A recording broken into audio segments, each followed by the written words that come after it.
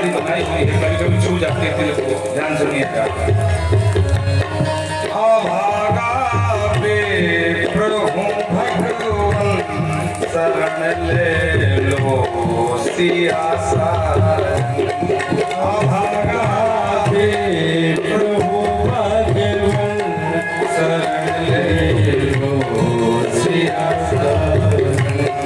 अभागा पे प्रभु भगवान शरण ले लो सिया साजन। अभागा पे प्रभु भगवान शरण ले लो निहारो ना मेरे प्रभु ले लो ये निहारो ना मेरे प्रभु ले लो ये निहारो ना मेरे प्रभु ले लो ये निहारो ना मेरे प्रभु ले लो सहारा मुझको भी दे दो तुम्हारे द्वार आया है तुम्हारा आया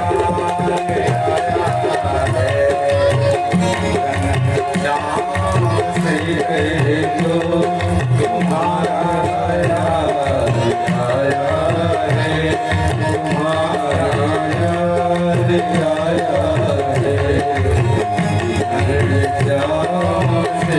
है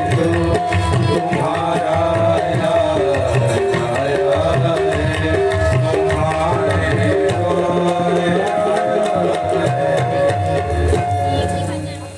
द्वारपालों ने जब रोका महाराज सुदामा जी अपनी पूरी व्यथा सुनाई। द्वारपाल अंदर गए, बोले प्रभु जाने को वाही बसे करे गामा। बड़ा दुर्बल लग रहे हैं, द्वार खड़ो दिल दुर्बल। एक महाराज देखने में तो बहुत जीर्ण अवस्था महाराज जी की है। बार बार एक ही बात पूछ रहे हैं कि दीन दयाल प्रभु दीनों के ऊपर दया करने वाला द्वारकाधीश से मिलना है भैया। तुम्हें बता दीजिए भगवान। और उन्होंने अपना नाम सुदामा बताया। बताओ अपन नाम सुदामा। जो सुदामा शब्द कान में पड़ा महाराज द्वारकाधीश सिंहासन से कूद पड़े महाराज। पीताम्बर कहीं गिरा, मुकुट शीश पर न रह सका महाराज। खड़ा हो पहनने की कहे को नंगे पैर भगवान भगे। इतने बेग से भगे भगवान। सुदामा मेरा मित्र सुदामा आ गया। सुदामा उधर तुमने सुना मेरा मित्र सुदामा, उधर तुमने सुना मेरा मित्र सुदामा आ गया। इतना गति से भगे कि भगवान मानो 7 ड्यूढ़ी पार करते करते भगवान को आज 7 वर्ष के समान समय लग रहा हो। मेरा मित्र इतना देर से बाहर खड़े उभा पोह की स्थिति मारा सुदामा। मन में सोच रहे भगवान जाने वामों को पहचाने कि ना पहचाने। बड़ो लंबो चौड़ो राजा है यहाँ आकर के। हम फालतू में पैदल पैदल आए हैं। राम जाने अब का हो वारो है, लेकिन मेरी पत्नी ने सुशीला ने नहीं मानी, आना पड़ो। चलो एक बार पूछेंगे भैया हमको पहचानो कि ना पहचानो। अगर वो कह देना महाराज बाबा हम तुमको ना पहचाने लौट जाएंगे भाई, क्या कर सकते हैं।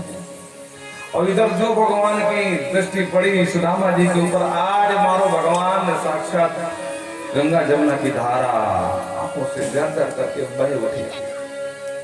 मित्र भगवान इतना ही बोल पाए, मित्र सीधे जाकर सीने से आलिंगन कर लिए, अपनी तरफ खींच लिए महाराज, हृदय में चिपका लिए। सुदामा जी को लग रहा है कि देख मैं कितना मूर्ख हूँ, क्या सोच रहा था अपने मित्र के विषय में। मैं ये नहीं समझ पाया कि मेरा मित्र मुझे कैसे बोल सकता है। आज सुदामा कहते हैं धन्य भैया कन्हैया तेरी खूब कृपा बनी रहे सारे संसार पर। देखो भैया जो शक्ति पाने के बाद भी गरीब को अपनाए वही तो कृष्ण है भाई मेरे। सर्व संपत्ति होने पर भी निर्धन को अपनाए वही तो कृष्ण है। हम सबके अंदर हृदय में बैठे हैं वो। ये कथा सुनाने का क्या मतलब है कि हम सब दीनहीन को अपनावे। भगवान खुद कहते हैं मैं दीन प्यारे।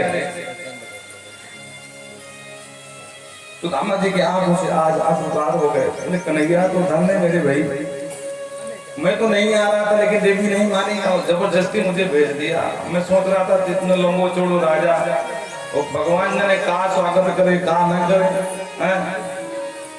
भगवान कहते मित्र अब सबरी बात नहीं कर लेंगे, अंदर चलो।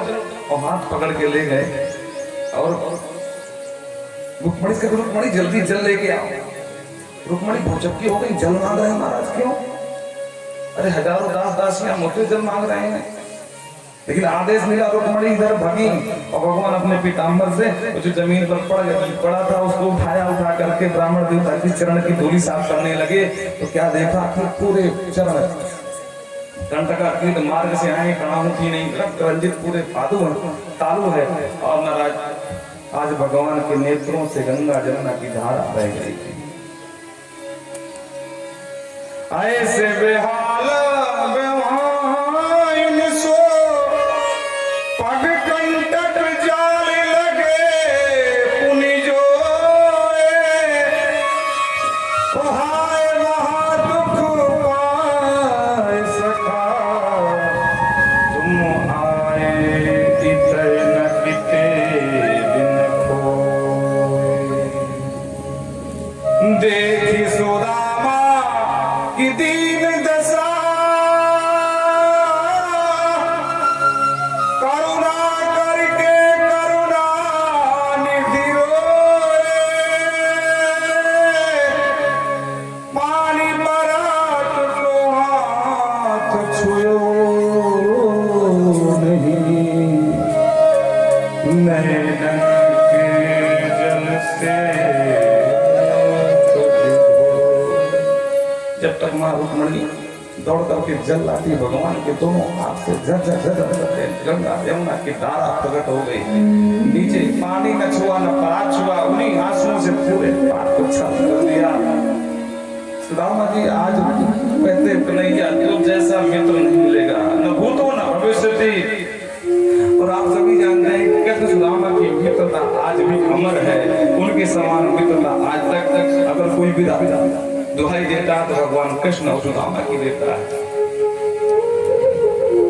रुक्मणी जब दौड़ कर आई तो पैर धोए पाई, भगवान की आंखों से आंसुओं की झरझर झरझर की धारा आ रही। महाराज रुक्मणी का हृदय कांप गया। ऐसा क्या है कि यम पुण्यम अवधूत। अरे इस अवधूत ने ऐसे कौन से पुण्य किए कि आप साक्षात दरबार में बड़ी सी बड़ी विभूतियां आती हैं, लेकिन इतना विह्वल इससे पहले हम कभी अपने स्वामी को नहीं देखे। आखिर ब्राह्मण में क्या है? भगवान बोले रुक्मणी जल्दी स्नान की व्यवस्था करो, ब्राह्मण देवता को स्नान कराना है। और हाथ पकड़ करके ले गए सुंदर, तो भगवान अपने हाथ से आज स्नान करा रहे हैं। स्नान आदि कराने के बाद महाराज जब भोजन आदि कराया अंतःपुर में ले गए और सुदामा जी महाराज नंबर रख के होशियार जब स्नान करने जा रहे तो बगल में कुछ लिखा होगा, वहां चुपचाप पोटली छुपा दी। बोलो राधे राधे। काय मन में विचार करने लगा भैया इस इतने लंबो चौड़ो राजा है, या पर हम चार एक मुट्ठी चावल दे करके कौन सी मानता कर लेंगे भाई? अपनी बदनामी है जाए बेचारों को चावल देने।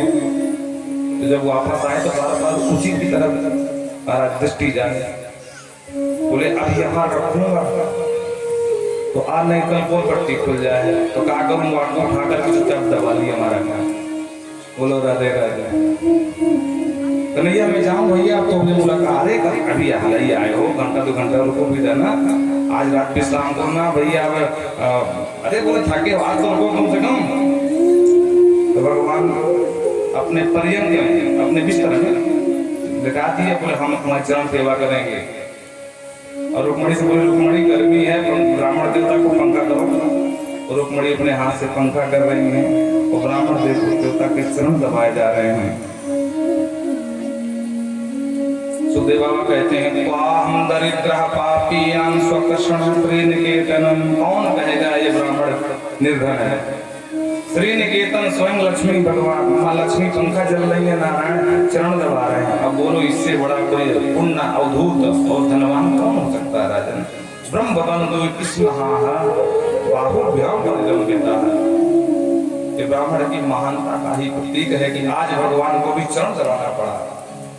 तपोबल रचई प्रपंच विधाता, तपोबल विष्णु सकल जगता, तपोबल शंभो करहि संहारा, तपोबल शेष धरहि महि भारा, तपोबल शेष धरहि महि भारा, तपोबल वीर सदा बरिया,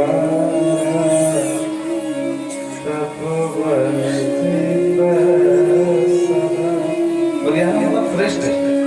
आज तव के आधार पर उस निर्धन सुदामा ब्राह्मण को भी आज भगवान को वो मिल गया जो आज तक इसके पहले किसी को नहीं मिला। ध्रुव जी भले ही जवान से भगवान का नाम जपे हों, लेकिन भगवान ने उनको वो दिव्य लोक दे दिया, स्थान दे दिया जो ध्रुव से पहले किसी को नहीं दिया। भगवान ने पूछा मित्र शादी वादी है गई कि ना? काय भाई ऐसी बात का पूछे? बोले तुम हमेशा बाबा बैरागी बनने की बात करते थे, तुम्हारो का हो? बोले नहीं नहीं भैया कन्हैया, शादी भी है गई, पंडिताने भी ठीक है, 4 बच्चे हैं, जीवन यापन ठीक से हो लाला। अच्छा महाराज मोकू ना बुलाए शादियों में। भगवान बोले जा भैया फिर तो लंबो छोड़ो तो देवता है गो, और हम गरीबन के पास का धरा है, सामान्य से गरीब ब्राह्मण में है, और ब्राह्मण के पास का हो महाराज।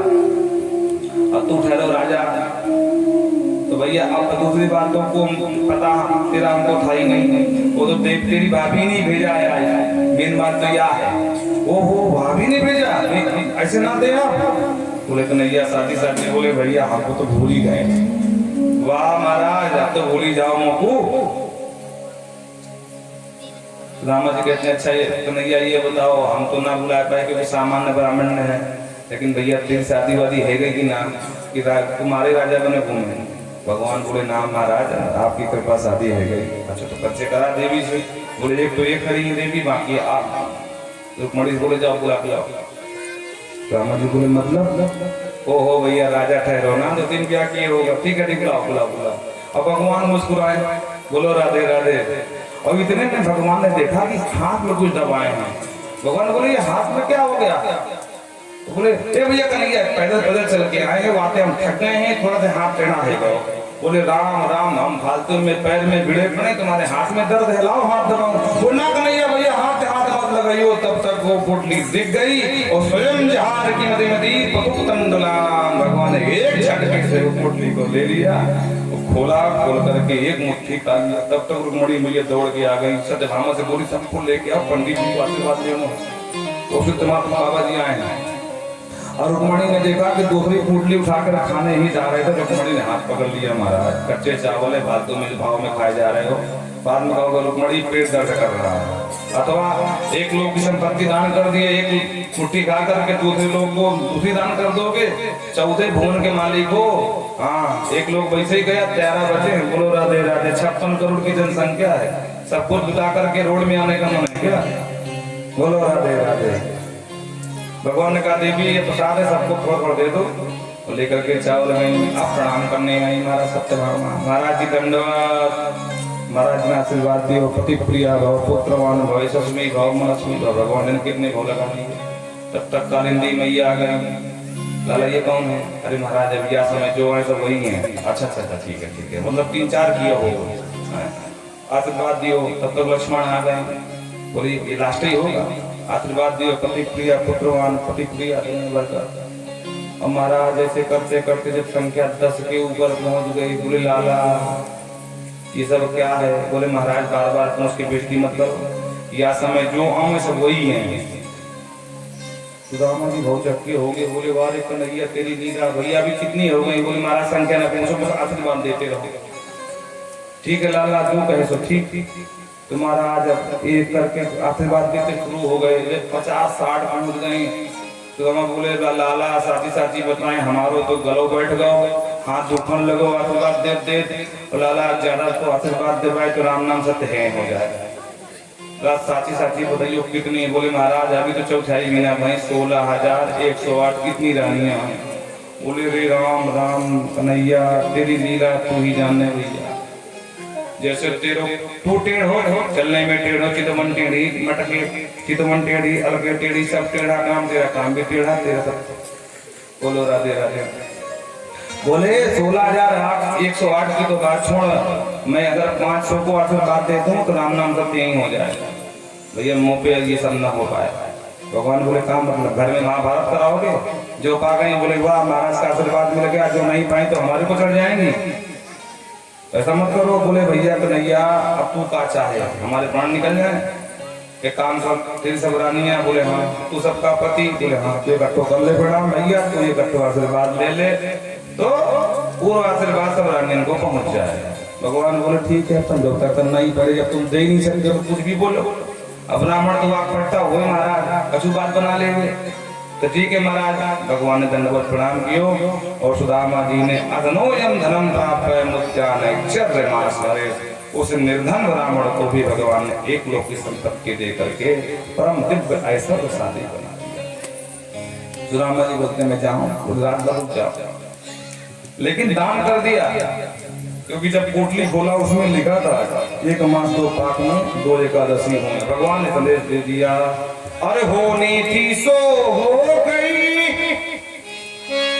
अब नहीं ऐसी हो, ओ भाभी तेरे भवन में नित्य द्वादशी हो। ना भी अब द्वादशी होगी चिंता की बात ना है, द्वादशी में पारण होकर के महाराज में ग्रहण की हो जाए तब एकादशी 2 ही रहेगी भाभी, अब तीसरी ना आने वाली। और प्रातः काल सुदामा जी बेचारे चलने को तैयार हुए, मन में सोचते हैं देवी ने कहा था कछु मदद मांग ली। तो सुदामा कहते हैं कि कन्हैया हम जाएं? हाँ जाओ जाएं। हाँ जाओ महाराज इसमें क्या है, और कुछ कहना है? बोले हाँ ये बता दो कि तेरी भाभी पूछेगी तो क्या कहूँगा। तो कह देना भाभी से राम राम बोल दियो बस मेरी। बोले वो तो मैं बोल दूं ऐसे ही, कोई ये फलीसा है राम राम बोलने का? अरे और कछु बोलना हो तो बता। तो ठीक है भाभी से कहियो कि या बात जब वापस आई हो तो भाभी के संगे आइयो, बच्चे ले गए। मामा बोले महाकंजूस है तो फालतू में तो सुशीला कह रहे थे कछु मांग लियो। अच्छा हुआ जो मांगो ना भाई, नहीं बेटी हो जाती फालतू में, ये महाकंजूस है कि न देता कुछ। ठीक है भैया कन्हैया तेरी खूब जय हो, मैं जा। और सुदामा चले आए और जब आए तो यहाँ पूरा प्रदेश बदल गया था, जो बढ़िया भवन में बदल गई थी। सुदामा मंदिर देख डरे, सुदामा मंदिर देख डरे, सुदामा मंदिर देख सुदामा मंदिर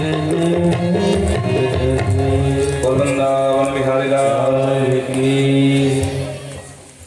सुदामा भवन के चक्कर लगा रहे थे, एक द्वारपाल ने देखा, महारानी सुशीला से बताया महारानी बहुत देर से ब्राह्मण देवता हमारे भवन के चक्कर लगा रहे हैं। भगवान ने कौन है? सुशीला ध्यान से देखा, अरे महाराज का आगमन हो गया, चलो थाल सजा करके तैयारी करें। और जो आरती करने के लिए आई बोल सुदामा महाराज की जय। तो वो आधे नहीं बोले कहीं गड़बड़ न हो जाए भाई, कौन की तरह बोलो राधे राधे। हाँ सुदामा जी घबरा गए, भाई सुदामा जी नाम का राजा लगता है, अतिक्रमण कर लिया, हमारी झोपड़ियाँ हटा करके बिल्डिंग खड़ा कर लियो, तो कम से कम ब्राह्मणी को तो दे देवे, बच्चे दे देवे, बाकी अपना राजा बन के बैठे रहे संतोषी ब्राह्मण।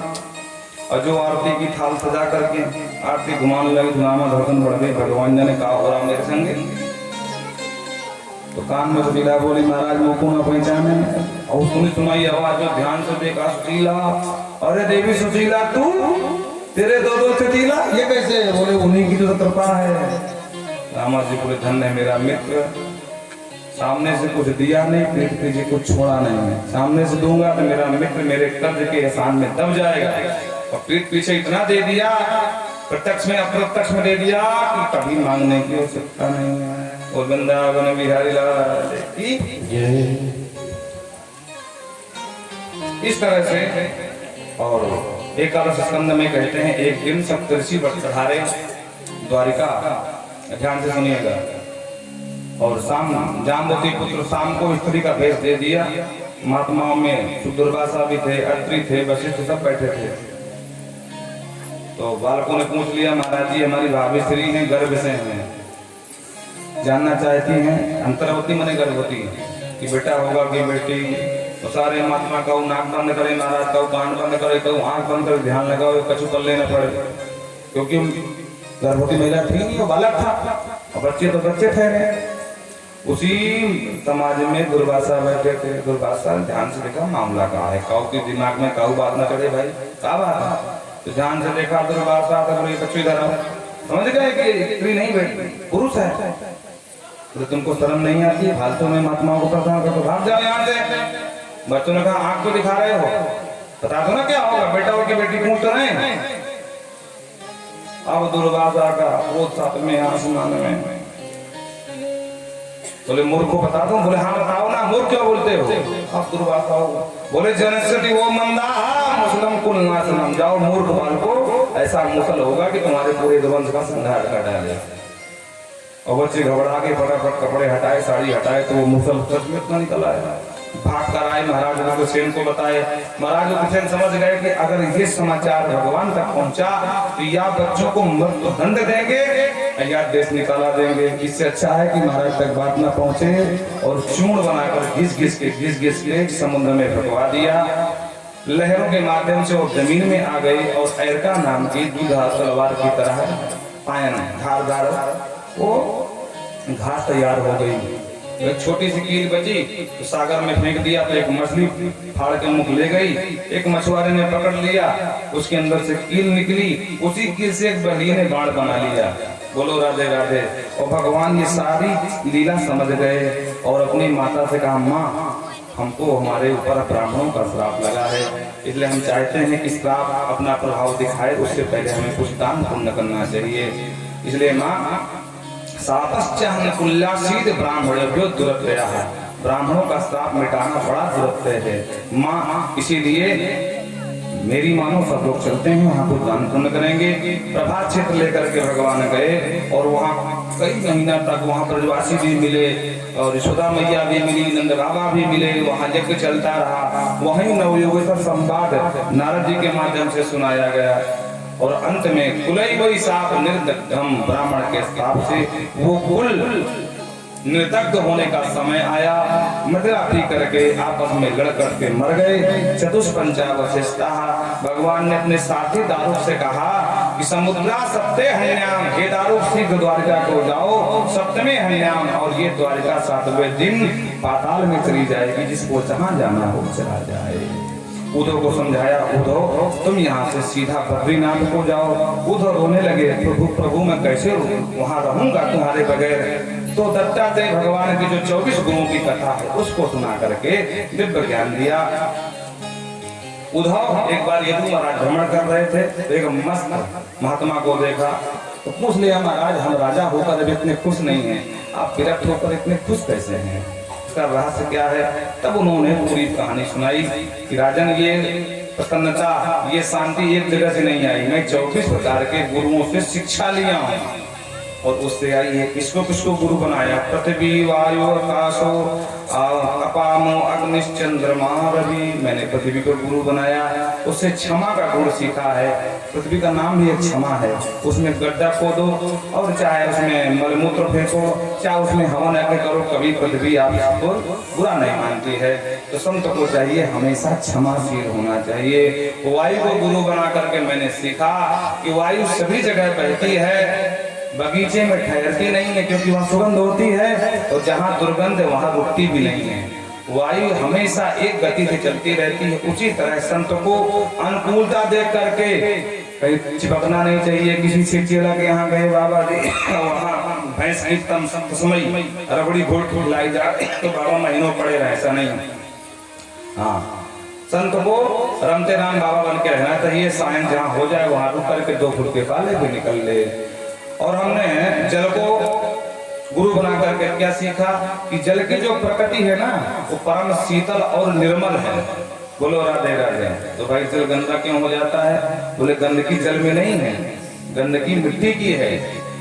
जलाशय में जब बरसात होती है तो मिट्टी ऊपर आ जाती है तो गंदा हो जाता है, और जहाँ सरद आई तो वही जल जहाँ मिट्टी नीचे बैठ गई तो बिल्कुल स्वच्छ निर्मल और शांत हो जाता है। तो संत को भी चाहिए, संसार में मिट्टी रूपी खूब गंदगी है पर अपने आप को जल के तरह परम शांत और निर्मल रखे, पाप आदि से दूर रहे, निष्पाप रहे, अमला रहे। ये मैंने सीखा। मैंने अग्नि को गुरु बना करके ये सीखा कि अग्नि कभी किसी का दोष और गुण नहीं देखती है, जो उसमें डाल दो उसको अपना ही स्वरूप प्राप्त कर देती है। संत को चाहिए कोई निर्धन हो या धनवान हो, जो शरण में आ जाए उसको भगवत कृपा से भगवत भक्ति प्राप्त करा करके अपना ही स्वरूप प्रदान कर दे। संत शिष्य नहीं, संत ही बना दे। बोलो राधे राधे। रामकृष्ण स्वामी परमहंस आप सब जानते हैं विवेकानंद शिष्य थे, लेकिन उन्होंने एक दिन ऐसा बना दिया कि विवेकानंद अपने गुरु से ज्यादा यश उनको मिला। ये हमने सीखा। चंद्रमा को गुरु बनाया कि चंद्रमा कभी घटता कभी बढ़ता, अभी चंद्रमा एक समान होता है, न कभी घटता है न कभी बढ़ता है। ये घटना बढ़ना चंद्रमा की कलाओं में होता है, ना कि चंद्रमा में। उसी तरह ये आत्मा रूपी चंद्रमा एक समान रहता है, न घटता है न बढ़ता है, और शरीर घटता बढ़ता है चंद्रमा की कला की तरह है। इसलिए घटना बढ़ना शरीर का धर्म है, आत्मा का नहीं। सूर्य को गुरु बना करके मैंने सीखा कि सूर्य जैसे किरणों से ये जल खींचते हैं पूरी पृथ्वी का, और समय आने पर पुनः इसी पृथ्वी पर वापस बरसात के माध्यम से लौटा देते हैं। संत को चाहिए कि धन समाज से लेवे और समाज में ही लगा देवे, कुआं बावड़ी तालाब या भंडारा करके दीनहीन की सेवा। कपोत अजगरा, इनसे हमने सीखा। कपोत से एक कबूतर और कबूतरी थी, बच्चों के मुंह में शिकारी आया, जाल डाला, बच्चे चिचिहाने लगे तो कबूतरी और कबूतर बच्चों के चक्कर में वो भी जाल में फंस गए, बच्चे भी मारे गए और कबूतर भी मारे गए। संत को ऐसा कोई सामान या धन नहीं रखना चाहिए कि धन भी चला जाए और संत को भी गला कोई काट ले। बोलो राधे राधे। अजगर से हमने सीखा कि अजगर करे न चाकरी, पंछी करे न काम, और सब दास मलु का यूं कहे सबके दाता राम। जहाँ मिलना होगा मिलेगा, नहीं मिलना होगा मिलेगा। हमारा चिंतन भजन में होना चाहिए, भोजन में नहीं। बोलो राधे राधे। इस प्रकार से हरण को बनाया, मीन को बनाया है। मीन से लोभ की वृत्ति नहीं सीखी। मीन क्या करती है? मछली, मछुआरे कुछ आटा लगा करके बंसी फेंक देते हैं, वो खाने को दौड़ती है, अंत बेचारी फंस जाती है। संत को भी लोभ के चक्कर में नहीं पड़ना चाहिए। पिंगला बच्चा से हमने सीखा कि जार पुरुष का चिंतन करती रही, रात भर कोई पुरुष नहीं मिला, प्रातःकाल वैराग्य हो गया कि भैया अगर इतना चिंतन में भगवान को किया होता तो आज मुझे भगवान मिल जाते। जितना हाड़ मास के शरीर का चिंतन किया उसको वैराग्य हो गए। तो हमने भी अब संसार में बेस्या की तरह वैराग्य ले लिया है। एक बाण बना रहा था, बगल पे राजा की सवारी गई, तो उससे लोग पूछे राजा गया? बोले मैंने नहीं देखा। क्यों? क्योंकि बाण बनाने में इतना एकाग्र मन था। संत को भी चाहिए चाहे जितना शोर शराबा हो, ध्यान में बैठ जाए तो भी बैठ जाए। बोलो राधे राधे। और 24 गुरु मैंने अपने शरीर को बनाया कि जैसे ये शरीर हमारा नहीं रहा तो शरीर से जिनका संबंध है वो भी हमारे नहीं है। इस तरह मैंने 24 गुरु बनाए, और यही ज्ञान दे करके ऊधो से बोले, ऊधो सीधे तुम यहाँ से जाओ बद्रीनाथ को। ग्राम गीतम न सुनियाते। हिरण को बना करके मैंने सीखा कि ग्राम गीतम, हनी सिंह के गाने बाबाओं को नहीं सुनना चाहिए। बोलो राधे राधे। क्योंकि पाप या तो आंख से अंदर जाएगा, या खराब चित्र देखेंगे, या कान से कुछ खराब सुनेंगे, तब मन खराब होगा। इसलिए संत महात्माओं को फालतू के गीत या चित्र नहीं देखने चाहिए। इस प्रकार से आशा ही परम दुखम, नैराश्य परम सुखम। आशा ही परम दुख का कारण है और नैराश्य परम सुख का कारण है। हैं। आप पहले एक कमरे में रहते थे, बड़े दुखी थे, बोले 4 बन जाए, 4 बन गए, और दुखी, बोले 6 बन जाए, 6 बन गए, और दुखी, बोले फॉर्च्यूनर आ जाए, बोले फॉर्च्यूनर भी आ गई, अब दुखी, बोले और दुखी, अब मैं चुनाव लड़ना चाहता हूँ, सांसद बनना चाहता हूँ, सांसद बन गए, बोले सुखी, नाना मुख्यमंत्री बन जाऊं। तो आशा ही परम दुखम नैराश्यम परम सुखम। व्यक्ति को चाहिए कि जितना मिला है उतना ही सब पर्याप्त है। बंधन मुक्त बता दीजिए, बोले यहाँ किसी गले में बंधन नहीं, तो फालतू को बंधन बनाए घूम रहे हैं। सब मुक्त हैं, मुक्त रहेंगे, फालतू हम बंधन मान लेते हैं। मेरे बेटा, मेरे बिना मेरा बेटा दुकान नहीं चला पाएगा, और इसीलिए हम आप उसी में बंधन मान लेते हैं। ऐसा कोई बंधन नहीं है। इस प्रकार से दिव्य कथाएं गाते हुए कहते हैं कि निदेहमात्रम सुलभम दुर्लभम प्रलम तो कल्पम गुरु कर्णधारम। ये जो देह है ये जहाज है महाराज, बहुत सागर से पार जाने के लिए, लेकिन तब पार जाओगे जब गुरु कर्णधारम, जब तक गुरु आपके काम में मंत्र नहीं देगा तो आप कितना बड़े क्यों न हो, आपका उद्धार होने वाला नहीं है। मायानुकूल नभवस्तरोरितम, इस माया से बचना है तो गुरु की शरण में जाना पड़ेगा। और कुमार भवा निर्परेत आत्मा, और नर्तन पा करके जो भवसागर से पार न हो वो अपने आत्मा की हत्या करने वाला हत्यारा बताया गया है।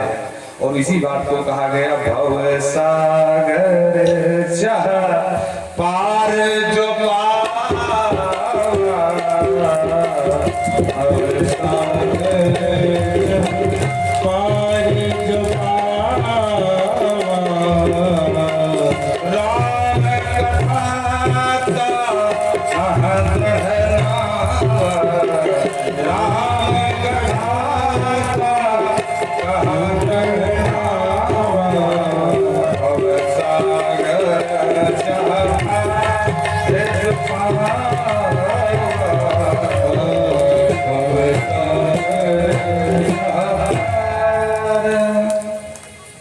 कलयुग का वर्णन किया। कलयुग में जितने राजा होंगे सब अपना पेट भरेंगे, जनता जाए भाड़ में। बोलो राधे राधे। कोई चारा खा लेगा, कोई कोयला खा लेगा, कोई मिट्टी मिल के पूरा अन्न नहीं खा लेगा। बोलो राधे राधे। जम के बोलो भाई लाख समय आ गया है, अब काहे कंजूसी कर रहे हैं। ऐसे राजा होंगे सोई समान सोई सयान जो परधन नारी, और जो करदम सो बड़ आचारी। कलयुग के लक्षण बताए। कलयुग में जब कलयुग में प्रायः है पापाचार, अत्याचार, भ्रष्टाचार फैल जाएगा तो संभल ग्राम की तहसील में विष्णु नामक ब्राह्मण के यहाँ भगवान कल की प्रादुर्भव भविष्यति, भगवान कल की का अवतार होगा। बोल कल की भगवान की। राजन बाबा सो कहते हैं राजन हम 7वां दिन है, हम चले जाएंगे। परिचित कहते हैं प्रभु आप चले जाओगे, अब तक्षक आएगा मुझे काटेगा, मैं मर जाऊंगा। डांटा, तुम तो राजन मर से राजन तुम मर जाओगे, तुमको साथी से भागवत सुनाना था मैं। राजन जो मरेगा वो तुम हो नहीं, और जो तुम हो वो एक तक्षक क्या 1000 तक्षक मिलकर तुम्हारा बाल बांका नहीं कर सकते हैं। अपने चेतनता का बोध करा दिया। तथा आत्मा है जो अमर, आत्मा अजर है, आत्मा अमर है। लेकिन घट्टे भिन्न यथाकाशा, आकाश सदा पूरा। जैसे घड़ा फूटने के बाद घटाकाश महाकाश में परिवर्तित हो जाता है, उसी प्रकार ये शरीर रूपी घड़ा फूटने के बाद वो महासिंधु में जाकर के मिल जाता है। तुम मरने वाले नहीं हो तो तुमको सर्प डस सकता है। एवं देहे मतो जीव ब्रह्म संपत्ति, पुनः मरना और जीना ये शरीर के धर्म है। राजन तुम चेतन आत्मा के नहीं, तस्मन् सजते माया। अरे अभी तक माया से जीत नहीं पाया। डांटा, जो डांटा तो अकल ठिकाने आ गए। सिद्धोस्मि अनुग्रहेस्मि भवता करुणात्मा। गुरुदेव आपके डांटने, आपके वचनों ने मुझको सिद्ध कर दिया, मेरे ऊपर अनुग्रह कर दिया और मुझे अमरता का बोध करा दिया। अब एक तक्षक क्या 1000 तक्षक मिलकर के काटे। भवतक तक्षकादिभ्यो मृत्युभ्यो न विवेम्यहम्। मृत्यु का भय मेरे मस्तिष्क से निकल गया है। गुरुदेव अज्ञानम चा निरतम निरस्तम ते, अज्ञान निरस्त हो गया है, ज्ञान विज्ञान निष्ठया। मैं ज्ञान और विज्ञान दोनों से परिनिष्ठित हो गया हूँ। परम भागवतः पदः, क्योंकि मुझे पता है कि ना मैं कभी मरने वाला नहीं हूँ, और दूसरी बात मेरे लिए मोक्ष का रिजर्वेशन पक्का हो गया सरकार। और इस तरह से व्यास जी की यहाँ सुखदेव जी की विदाई होती है। तक्षक आता है, महाराज को काटता है, महाराज भस्म में भस्मीभूत हो जाते हैं। जन्मेजय को पता चलता है, सर्वेष्टि यज्ञ कराते हैं, पर महाराज आस्तिक मुनि के कहने से अपना दुराग्रह त्याग देते हैं और तक्षक को निर्भयता का वरदान देते हैं। आकर के आस्तिक समझाते हैं, राजन जीवतम मरणम जंतुर गति सेदेव कर्मणा। राजन पाऊ न को सुख दुख दाता निजकृत धर्म भोग सब भ्राता। कोई किसी के मरने का कारण नहीं होता है। इस प्रकार से दिव्य संदेश दिया। और हमने भी आपको 7 दिन तक कथा के माध्यम से टूटा फूटा जो बना, देखो हम बिल्कुल गंवार हैं, पढ़े लिखे बिल्कुल नहीं है, निरक्षर है, हमें कुछ आता जाता नहीं है। ठाकुर जी कृपा हमारे ऊपर जैसा बना हमने सुना दिया। तो भैया आप सबसे पुनः हाथ जोड़ के प्रार्थना, अगर कोई भूल हो गई हो तो आप लोग क्षमा करिएगा।